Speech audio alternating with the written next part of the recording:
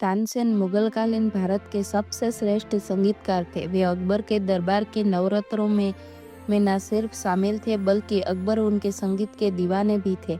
एक दिन संध्या समय ऐसे ही अकबर एवं तानसेन बैठे हुए थे कि अकबर ने तानसेन की तारीफ करते हुए कहा, तानसेन, मैं नहीं मानता कि तुम सा संगीतकार कोई भी कहीं भी पैदा हुआ होगा या भविष्य में कोई पैदा होगा। यह सुन तानसेन जोर से हंस दिए और हंसते हुए ही बोले, आप भूत और भविष्य की बात क्या करते हैं महाराज। अभी मेरे पूज्य गुरु हरिदास मौजूद है और इनके संगीत के सामने मेरा संगीत कुछ भी नहीं है। अकबर यह सुनते ही बुरी तरह चौंक गए। उन्होंने दृढ़तापूर्वक कहा, यह तो हो ही नहीं सकता। शायद तुम्हारे गुरु है इसीलिए तुम्हें ऐसा लग रहा है। तानसेन ने कहा, नहीं महाराज, मैं जो कह रहा हूँ वो बात 100% सही है।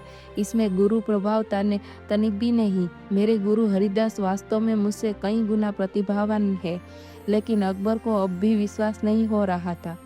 उन्होंने तत्क्षण तानसेन से कहा, ठीक है, तो उन्हें दरबार में बुला लाओ, मैं उनका संगीत सुनना चाहता हूँ। तानसेन ने हंसते हुए कहा, वे दरबार में कभी नहीं आएंगे। उनका संगीत सुनना हो तो हमें ही वहाँ जाना पड़ेगा। अब अकबर तो कला प्रेमी थे। वो तुरंत तानसेन के साथ हरिदास के घर जाने को निकल पड़े। जैसे ही घर के निकट पहुंचे, तानसेन ने कहा, हम यहाँ बागड़ में छिप जाते हैं, देखते हैं वे कब राग छेड़ते हैं। अकबर बोले, अरे हम यहाँ इंतजार क्यों करें, तुम जाकर उनसे कह दो कि महाराज स्वयं पधारे हैं और आपका संगीत सुनना चाहते हैं। तानसेन ने कहा, यह नहीं हो सकता महाराज, उन्हें आपके आने जाने से कोई फर्क नहीं पड़ने वाला। वे तो अपनी मर्जी से अपने स्वयं पर ही राग छेड़ेंगे। अब तो और कुछ किया नहीं जा सकता। अकबर को हरिदास का संगीत सुनना ही था। चुपचाप तानसेन के साथ बागड़ के पीछे छिप गए और हरिदास के राग छेड़ने का इंतजार करते रहे। उधर मध्यरात्रि को हरिदास ने आलाप छेड़ा और छेड़ा तो ऐसा छेड़ा कि अकबर स्तब्ध रह गया। उनकी आंखों से आंसू बहने लगे। बात तानसेन की 100% सही थी। तानसेन का उसके गुरु से कोई मुकाबला हो ही नहीं सकता था। खैर, हरिदास का पूरा गान सुन अकबर व तानसेन राजमहल के लिए निकल पड़े। रास्ते में अकबर ने तानसेन से पूछा, तुम ऐसा क्यों नहीं गा सकते, प्रयास करो, दुनिया में क्या असंभव है। तानसेन ने कहा, यह कभी नहीं हो सकता। अकबर ने चौंकते हुए पूछा, क्यों?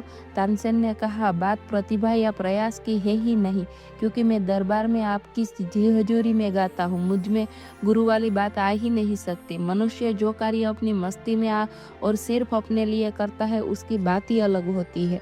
सार, यह अक्सर देखा गया है कि व्यक्ति प्रतिभावना भी हो, प्रयास भी कर रहा हो, पर बात नहीं बनती।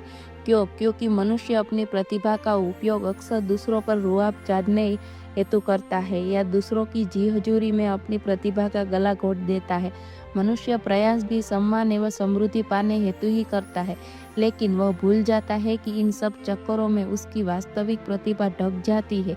यह ध्यान रख लेना कि जिन्होंने भी इतिहास सफलता पाए हैं, उन्होंने अपनी प्रतिभा अपनी मस्ती हेतु अपने पे ही निछावर करके पाए हैं और इस कारण उनकी प्रतिभा कुछ ऐसी निखरी है कि पूरे विश्व ने उसकी प्रतिभा को सलाम किया है।